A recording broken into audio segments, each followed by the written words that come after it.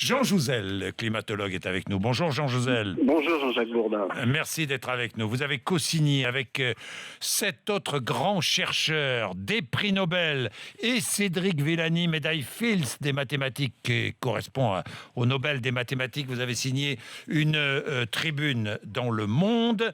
Vous êtes en colère. Pourquoi ? Eh bien parce que vous dénoncez un suicide scientifique et industriel.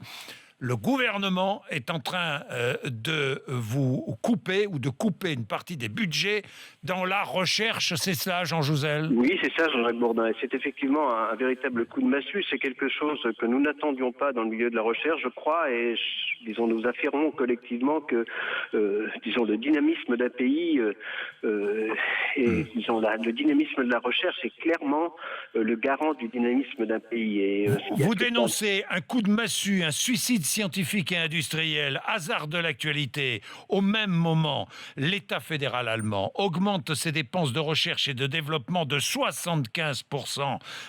Elles ont augmenté en 10 ans. Sur ces dernières années. Oui. Et ailleurs, dans le monde, les États-Unis aussi augmentent les budgets de recherche. Oui, on voit bien que les pays dynamiques sont les pays où la recherche, par exemple, on peut penser à la Corée du Sud, où c'est plus de 4% du PIB, mais la Chine, ça augmente aussi très rapidement. On passe au-dessus de 2% du PIB. La France, disons, a jusqu'ici préservé sa recherche, mais là, vraiment, les coupes qui sont envisagées, dont nous espérons qu'elles ne, disons, se mettront pas réellement en place, eh bien, ces coupes sont très importantes pour des organismes comme le CNRS, comme le CEA, comme l'INRIA, l'INRA, des organismes qui participent vraiment de façon très active à la recherche, non seulement sur le plan français, mais au niveau européen, au niveau international. Ce sont, disons, nous sommes complètement bouleversés dans notre monde de la recherche. Il faut absolument que la recherche soit soutenue en France. Et c'est pas du tout pour défendre notre précaré, mais c'est aussi pour, je crois, défendre le dynamisme de notre pays. Oui, vous avez reçu le prix Vetlesen, qui correspond au prix Nobel en sciences du climat.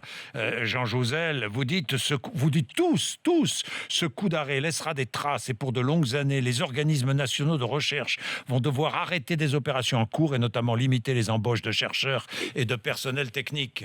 C'est ça qui est le plus terrible, c'est les jeunes qu'on ne pourra plus embaucher cette année si c'est mis en œuvre. Et puis c'est un coup d'arrêt, un dynamisme. C'est vrai qu'il faut aussi de l'attractivité de notre domaine.